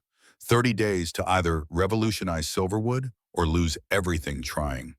He met Elena's eyes. She nodded once, fear and determination balanced perfectly.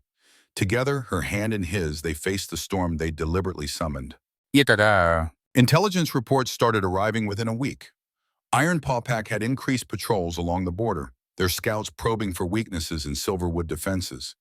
Garrett had sent formal notice he would attend Winter Council along with his full retinue of warriors. The message was clear. He smelled blood in the water. Marcus took personal charge of border security, organizing patrol rotations with impressive efficiency. Rowan watched the younger wolf work, seeing ambition beneath competence. Marcus wanted to prove himself indispensable, positioning for future influence. Not necessarily malicious, but definitely calculated. We need to pull warriors from the eastern sector to reinforce the western border, Marcus reported during morning briefing. Iron Paw's focus is there. They're testing response times. Rowan studied the tactical maps spread across his desk. Pulling east leaves us vulnerable to raids from Northwind Pack. Northwind hasn't moved against us in 5 years. They're not the threat. They weren't the threat. Doesn't mean they won't become one if we show weakness. Rowan adjusted troop markers, split the difference. Move half the eastern complement west. Keep enough to maintain presence. Marcus nodded, but Rowan caught the flicker of disagreement in his expression. The young warrior thought he was being too cautious. Probably right from purely tactical standpoint. But Rowan was playing longer game now, trying to project strength while managing internal division. After Marcus left, Elena entered with Nova cradled against her chest. Their daughter had gained weight steadily, her breathing strong and even. The transformation from fragile newborn to thriving infant felt miraculous validation of every choice that had led them here. Sarah came to me this morning. She wants to bathe her daughter the way I bathe ours. Asked if I'd teach her. Rowan looked up from the maps processing implications. If she follows your example publicly, it'll be seen as direct challenge to the council's authority. I know, I told her that. She said she doesn't care. Her daughter's been miserable during the ceremonial bathings. Sarah can't watch it anymore. The decision was Elena's to make, but Rowan understood the political ramifications. One mother adopting new methods could be dismissed as Luna's personal choice. Multiple mothers constituting a movement would force the council to respond more aggressively. Vincent will escalate, probably try to forbid it through pack law. Let him try. You can't legislate how a mother cares for her child. Elena's jaw set with familiar stubbornness. Besides, we're already at war with tradition. Might as well build an army. The logic was sound even as it terrified him. Every ally they recruited was another potential target for Vincent's retaliation. But staying isolated meant certain defeat. Revolutions required numbers. Teacher, and anyone else who asks, but be careful. The closer we get to Winter Council, the more desperate Vincent becomes. Desperate wolves make dangerous choices. Elena kissed his forehead and left with Nova already planning her quiet insurgency. Rowan returned to tactical maps, trying to solve problems that multiplied faster than solutions. 3 more mothers approached Elena within days. Then 5. Then a dozen. The courtyard became unofficial gathering place, each morning Elena teaching while other mothers watched and learned. Not just bathing techniques, but philosophy. The idea that parental instinct mattered more than prescribed protocol, that children thrived on connection rather than ceremony. Sarah's husband, a warrior named Derek, confronted Rowan in the training yard. My wife defies tradition because your mate gives her permission. The other warriors are watching your majesty, wondering if you've lost control. Rowan paused mid-strike, practice sword lowering. Has your daughter improved since Sarah changed her approach? Derek's jaw worked. She cries less, sleeps better, but that's not the point. That's exactly the point. Your daughter's healthier. Your mate is happier. Your family is stronger. How is that losing control? Because other families are fracturing, husbands forbidding their wives, wives defying their husbands. The pack is dividing along lines that didn't exist a month ago. The observation stung because it was accurate. Silverwood was splitting progressives versus traditionalists, younger versus older, those who'd experienced the gentler approach versus those who defended rigid protocol. The fault lines ran through families, friendships, military units. Growing pains, Rowan said, more hope than certainty. The pack is evolving. Evolution is uncomfortable. Derek didn't look convinced. He saluted and returned to his training, but Rowan saw doubt in his posture. How many others shared it? How many warriors would stand with him if Garrett challenged? How many would step aside, letting external threat solve internal conflict? The questions haunted him through 2 more weeks of mounting tension. Border incidents increased minor clashes, property damage, provocations designed to test Silverwood's unity. Marcus wanted aggressive response. Vincent counseled caution. Rowan navigated between them, trying to project strength without inviting full war. Then came the night that changed everything. The attack hit at midnight during new moon darkness. Iron Paw warriors breached the western perimeter in coordinated strike, not scouts this time, but full assault team. 40 wolves moving with military precision, objectives clear. They weren't trying to take territory, they were going for the palace, for the heirs. Alarms woke Rowan from restless sleep. Elena bolted upright beside him, instantly alert. Guards burst through the door without ceremony. Iron Paw infiltration, they're inside the palace. Rowan shifted to wolf form mid-stride, racing toward the nursery 3 quarters away. Elena followed her wolf, leaner but faster. They could hear fighting ahead, snarls and screams, metal on stone bodies hitting walls. The nursery door hung open, torn from hinges. Inside, two guards lay dead, throats ripped out. Three Iron Paw warriors surrounded the children's basket, reaching for precious cargo. Rowan hit them like an avalanche fury, overriding tactical thought. First warrior went down with crushed windpipe. Second met Elena's teeth in his shoulder. Her smaller frame compensated by absolute maternal rage. Third turned to face Rowan, and that hesitation was fatal. Two more Iron Paw burst through the window glass, shattering. Rowan killed one before it fully entered. Elena grappled the second, keeping it away from the basket where all three pups cried in terror. More Silverwood guards arrived, the fight expanding into brutal chaos. Rowan fought with singular focus, protect the children, destroy anything threatening them. Blood sprayed across walls.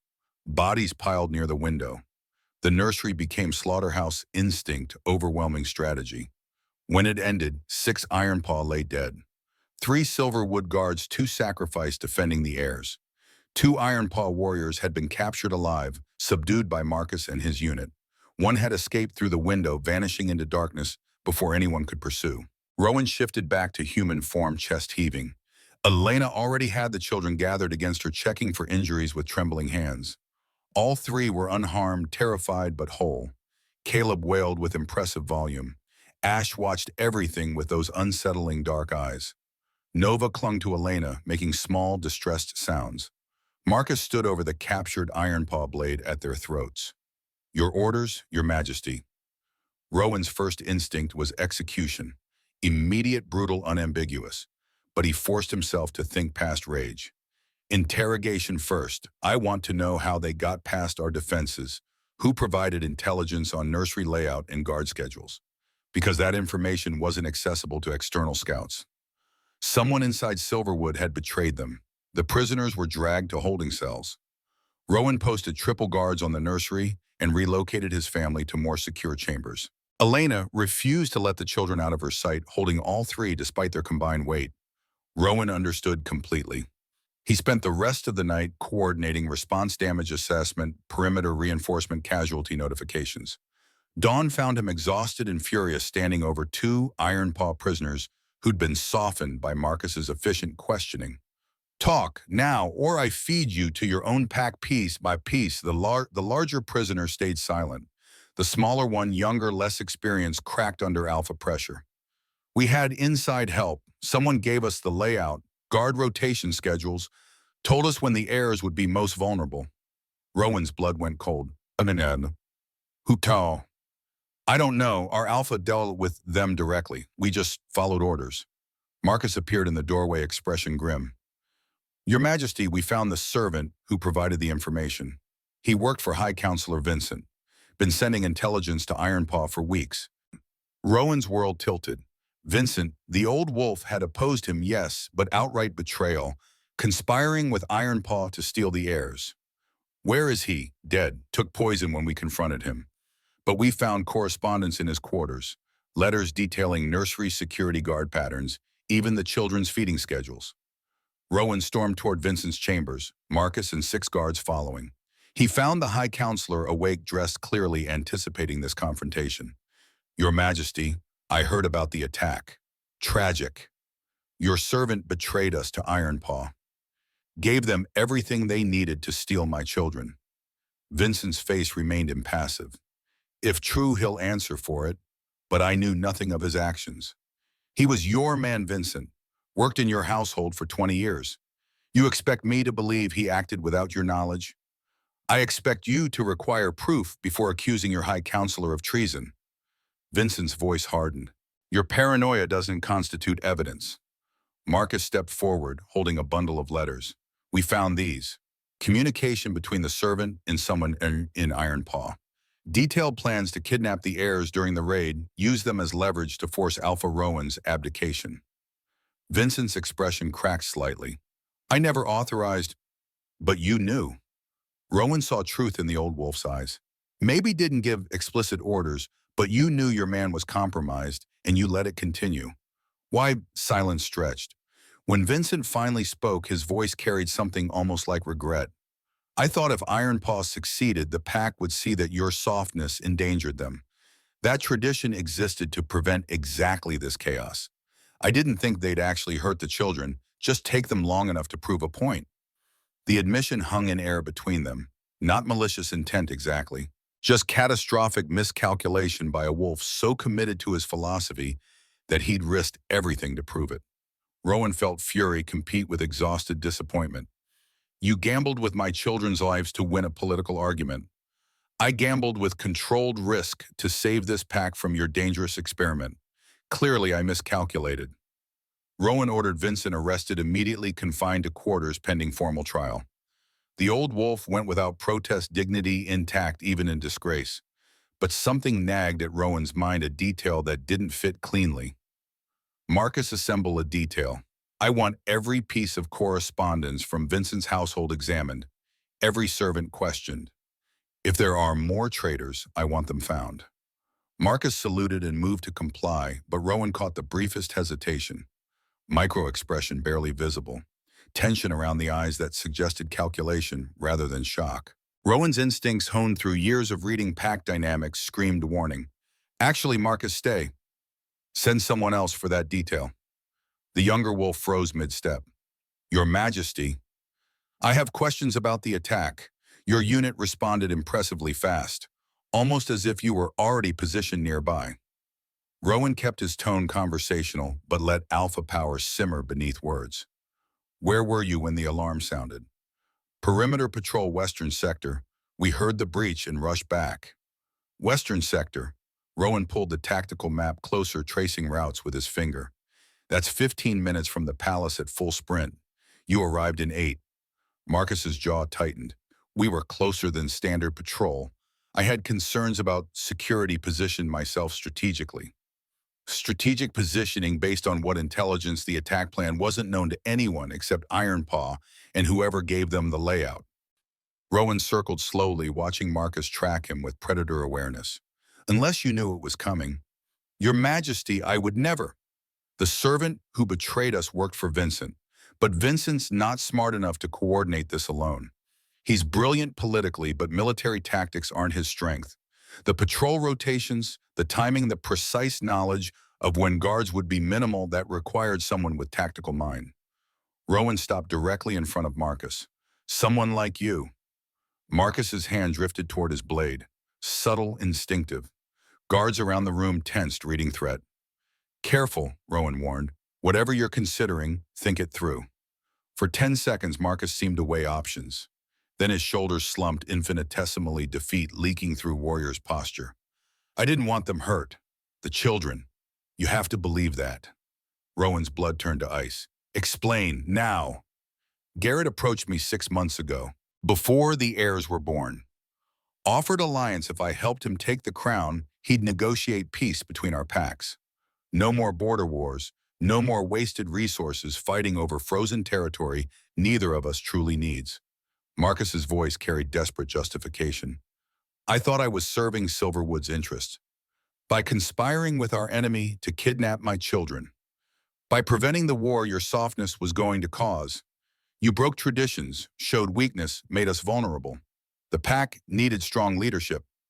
I thought if Garrett held the heirs temporarily, you'd be forced to step down. I'd challenge win the crown, negotiate their return, and Silverwood would have both peace and strength.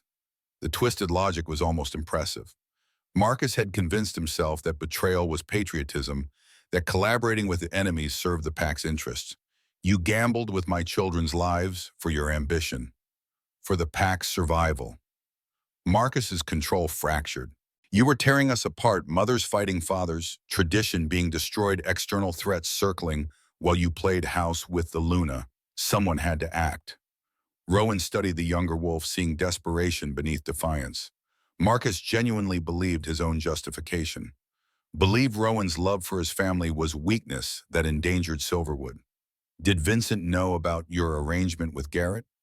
No, I used his servant without his knowledge. Let him take the blame while I positioned myself to step in as savior. Marcus laughed bitterly. Ironic that you saw through it anyway. Guards moved to restrain Marcus, but Rowan raised a hand, stopping them. You have a choice. Stand trial here where the pack you claim to serve will judge your betrayal. Or trial by combat, you challenge me now. Winner takes the crown and decides the loser's fate. Marcus's eyes widened. You'd give me that chance after everything. I'm giving you the opportunity to prove your conviction. If you truly believe I'm unfit to lead, fight me for it. Let strength decide the way wolves have settled disputes since the beginning. The offer hung between them, mercy disguised as challenge or challenge disguised as mercy. Marcus's hand went to his blade properly. This time, decision made. I accept trial by combat. Serum. They fought in the Great Hall, witnessed by 300 assembled wolves. No ceremony, no ritual preparation, just two warriors in human form, blades drawn fighting for crown and pack. Marcus was skilled fast, younger by 5 years. He came at Rowan with fury and technique, blade work honed through countless training sessions. But Rowan had fought his father's style, brutal, efficient, uncompromising. Had learned to survive opponents who gave no quarter. The duel lasted 7 minutes. Rowan took a slash across his ribs, felt blood soak his shirt. Marcus fought with desperate energy, knowing this was his only chance. But desperation made fighters sloppy, and Rowan had patience earned through experience. He waited for the opening, Marcus overextending on a thrust weight forward, and exploited it ruthlessly. Rowan's blade took Marcus in the shoulder, deep enough to disable without killing. The younger wolf dropped his weapon, stumbling to his knees. Rowan could have finished it. Traditional combat demanded death for the loser. The pack expected it, murmured approval already forming.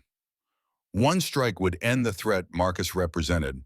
Instead, Rowan kicked the fallen blade away and stepped back. I won't kill you. You're exiled from Silverwood, effective immediately. Take nothing but the clothes you are wearing. If you ever return, I'll finish what we started here. Marcus stared up at him, shock and confusion warring on his face. Why I betrayed you. Traditional punishment is death. Because killing you would prove your point that strength requires brutality. That the only way to lead is through fear and violence. Rowan sheathed his blade. I'm building something different here. Something that doesn't require me to become my father to survive. He turned to address the assembled pack, letting them see his bleeding ribs, his unsheathed blade. Marcus believed love made me weak. Believed caring for my family compromised my ability to lead. He's not alone in that belief. Half this pack probably shares it. But I'm still standing, still fought, still won. Not because I abandoned what matters, but because it gave me something worth fighting for. Silence filled the hall. Then Sarah, standing near the front with her daughter, began clapping. Slowly, hesitantly at first, then with conviction. Others joined, mostly younger wolves, mostly mothers, but enough to matter. Not universal approval, but acknowledgement. Vincent was brought forward in chains, expecting execution alongside Marcus. Rowan studied the old wolf, seeing exhaustion beneath rigid dignity. You didn't conspire with Marcus directly, but your philosophy enabled him. Your insistence that tradition trumped everything else created the justification he needed. Vincent met his eyes steadily. I served your father loyally for 30 years. Served this pack with everything I had. If my service ends in execution, I'll accept that fate. It doesn't end in execution. Rowan gestured and guards removed the chains. It ends in choice. You can leave with Marcus, maintain your convictions in exile. Or you can stay, help me build something better, and prove that wisdom can grow with age. Vincent's composure cracked for the first time. Why show me mercy I don't deserve? Because I need allies who understand both tradition and change. Need someone who can help me preserve what matters while transforming what doesn't. Rowan extended his hand. Help me, Vincent. Really help me. Not enforce your vision through mine, but collaborate on building something neither of us could create alone. The old wolf stared at the offered hand for long moments. Then slowly he reached out and clasped it. I'll need to research the original traditions, their purposes, how they have evolved. If we're going to reform, we should do it informed by history rather than reacting against it. Agreed. Start with the bathing rituals. I wanted to know when they were originally designed to accomplish. Vincent nodded and withdrew. Marcus was escorted from the hall, exile beginning immediately. Rowan stood alone before his pack, bleeding and exhausted, wondering if mercy had been wisdom or fatal mistake. Only time would tell. Vincent spent the next week buried in archives, emerging with texts Rowan had never seen. Ancient records predating written history, oral traditions transcribed centuries after the fact. The original bathing ritual, Vincent explained, spreading documents across Rowan's desk, was exactly what the Luna did. Pure water typically melted snow. Mother's hands, father's presence. The pack witnessing to acknowledge the child's arrival. Then when did it change? 300 years ago, Alpha Dominic, paranoid and controlling, added the elaborate ceremony. The blessed oils, the appointed servants, the separation of parents.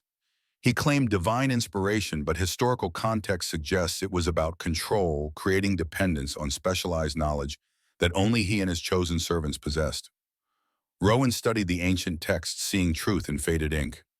So Elena didn't reject tradition. She restored it. Precisely, which gives us ammunition for Winter Council. Well, Vincent's strategic mind was already working angles. If you present your methods as honoring original tradition, while other packs have corrupted it, you shift from heretic to purist. The political brilliance was undeniable. Rowan could defend his choices not as radical innovation, but as conservative restoration. It might not convince everyone, but it provided cover for those inclined to support him. Garrett won't care about historical precedent. He'll challenge regardless, using pack division as excuse. Then you need to demonstrate unity before he arrives. Show him a pack that's stronger for your reforms, not weaker. Vincent's expression turned calculating, which means finishing what the Luna started.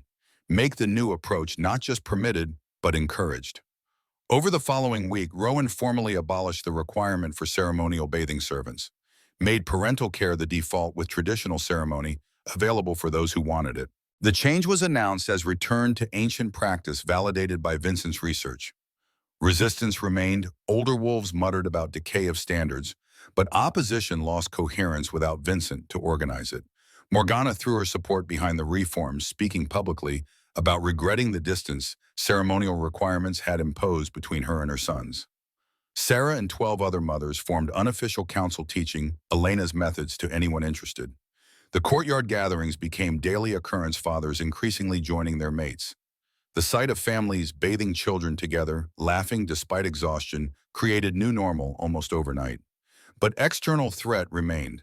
Ironpaw increased border provocations, clearly building toward confrontation. Garrett sent formal notice he'd arrive for Winter Council with 50 warriors, unprecedented show of force. Marcus coordinated defense preparations with grim efficiency, training intensifying. Rowan sparred with his best fighters, honing edge that had dulled during months of political maneuvering. If Garrett challenged, the combat would be brutal. The Ironpaw Alpha was legendary warrior, older but viciously experienced. Elena watched him train Nova, always in her arms. Their daughter had grown strong, nearly matching her brothers in size now.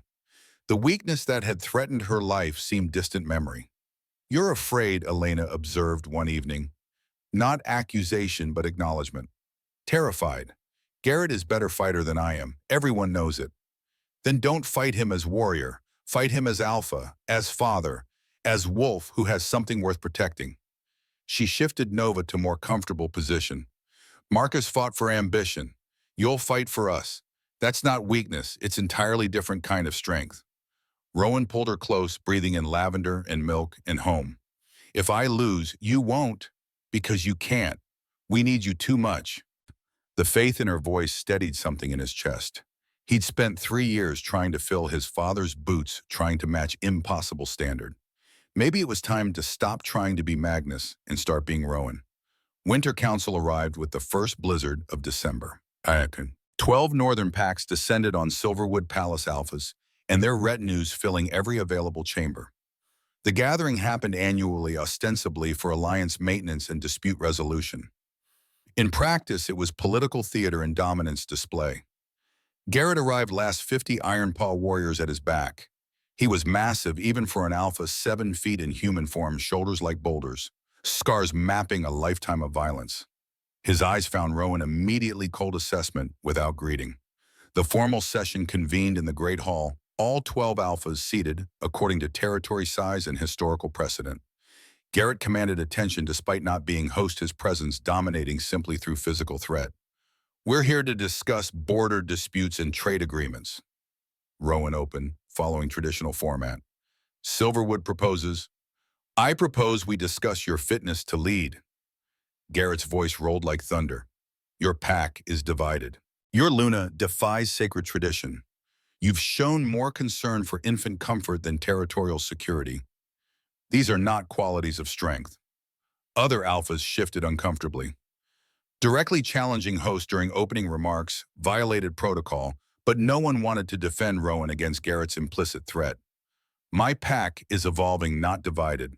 My Luna honors tradition older than yours. And my children are healthy and thriving, which seems relevant to discussing fitness. Rowan kept his voice level, despite adrenaline screaming fight or flight. If you have formal challenge, state it properly. Garrett smiled, all teeth and malice. I challenge your right to Silverwood crown. Trial by combat winner takes pack losers. Family becomes spoils of victory. Traditional terms. The room went silent. Spoils of victory meant Elena and the children would belong to Garrett if Rowan lost. Ancient practice rarely invoked anymore, but technically valid under pack law. Rowan felt fury rise, pushed it down through sheer will. Garrett was trying to provoke emotional response, make him fight stupid. I accept your challenge with one modification. Combat determines crown only. Families remain sacred regardless of outcome. That's not traditional terms. Traditional terms are barbaric and I won't honor them. Fight me for the pack if you must, but my mate and children are not prizes to be won. Garrett stood, alpha power filling the hall. You refuse traditional challenge, that's admission of weakness. Proof you're unfit.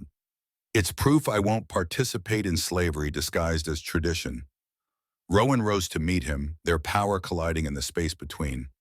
Your choice, Garrett. Fight me for the crown under civilized terms or admit you only wanted an excuse to legitimize kidnapping. The other alphas watched with predatory focus.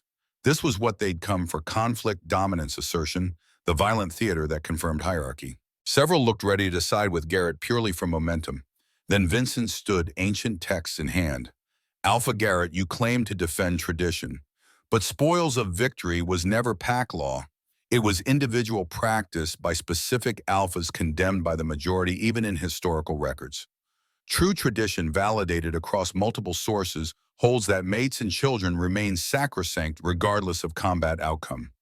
Garrett's eyes narrowed. High Counselor Vincent, I heard you opposed your alpha's reforms. Why defend him now? Because I was wrong. Vincent's voice carried across stone.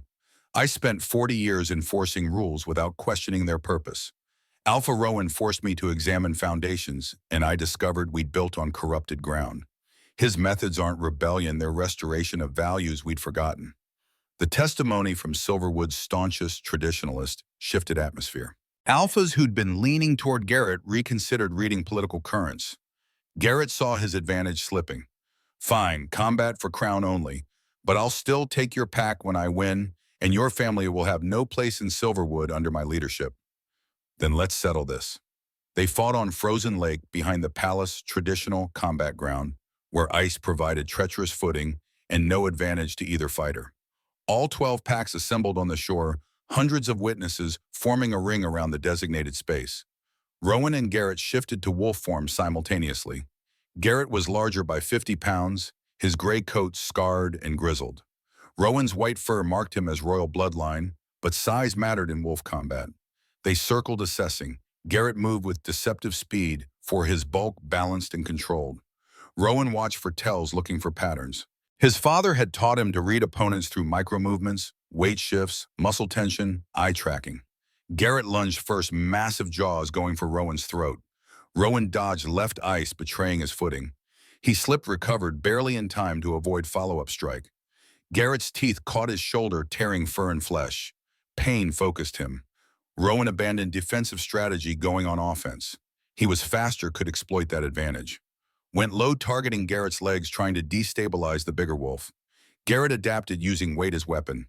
He crashed into Rowan bodily, sending them both sliding across ice. They grappled, teeth and claws, seeking purchase. Rowan felt ribs crack under Garrett's weight, tasted blood. The watching packs roared encouragement or dismay, depending on allegiance. Rowan heard Elena's voice above the rest, screaming his name. Heard his children crying from wherever she held them. He thought about Marcus's words that love made him weak. Thought about his father's philosophy that connection was liability. Then he thought about holding Nova while she struggled to breathe, about Elena nearly dying to bring them life, about the 3 precious lives that depended on him surviving this. Garrett was fighting for pride. for territory, for dominance and hierarchy he'd spent decades climbing. Rowan was fighting for family, for the right to raise his children with love instead of protocol, for future where strength didn't require cruelty. Entirely different kind of fight. He changed tactics completely. Stopped trying to match Garrett's brutal power, started using precision and speed Elena had taught him. Wolf combat was chess, not brawling. Anticipation mattered more than size. Rowan feinted right, went left when Garrett committed. Got inside the bigger wolf's reach. Targeted vulnerabilities. Joints. Tendons. Pressure points. Garrett roared frustration, powerful but increasingly off balance. The fight turned, slowly, painfully, but turned. Garrett bleeding from dozen small wounds, none fatal but accumulating. Rowan hurt badly, ribs broken, shoulder torn, but still mobile, still thinking clearly. Final exchange happened fast. Garrett, frustrated and tiring, made desperate lunge. Rowan sidestepped, used Garrett's momentum against him. The bigger wolf's trajectory carried him toward ice-edge feet, scrambling for purchase that wasn't there. Garrett went down hard, head striking ice with sickening crack. He tried to rise legs, giving out. Tried again, collapsing. Rowan limped forward, stood over the fallen alpha. Traditional end was death finish, defeated opponent, eliminate threat permanently. The assembled packs expected it, murmured approval already forming. Rowan shifted back to human form, naked and bleeding on ice, and extended his hand. It's done, you lost. But you don't have to die for it. Garrett stared at the offered hand, confusion and rage mixing. You mock me with mercy. I show you the future, where strength doesn't require bodies piled at our feet, where we can fight without killing, compete without destroying. Rowan's voice carried across silent witnesses. Take my hand, Garrett. Let's end this cycle. For agonizing seconds, Garrett simply stared. Then slowly he shifted back to human form and accepted the hand, letting Rowan pull him upright. The watching packs erupted, some in approval, some in shock, some in outrage at breach of tradition. But Elena was crying with relief, and their children were safe, and Rowan had won without becoming his father. That was enough. 1 year later, winter returned to Silverwood Palace. Rowan stood in the courtyard watching Elena bathe their children. Now toddlers, rambunctious and healthy. Caleb splashed water everywhere. Ash observed with quiet intensity. Nova sang along with her mother's lullaby voice, sweet and clear. 20 other families joined them, fathers and mothers, both creating community from what had been isolated ritual. Sarah's daughter played with Nova best friends despite age difference. Derek stood beside his mate, no longer conflicted about defying tradition that had proven harmful. Garrett attended too surprisingly. The Iron Paw Alpha had negotiated genuine peace after his defeat, trading hostility for alliance. His own daughter had just given birth, and he'd come seeking Elena's guidance.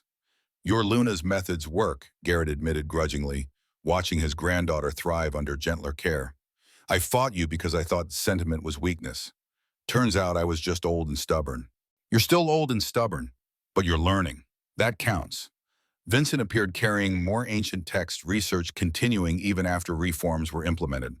The old wolf had become unexpected ally, using his encyclopedic knowledge to ground changes in historical precedent. Found something interesting, Vincent announced.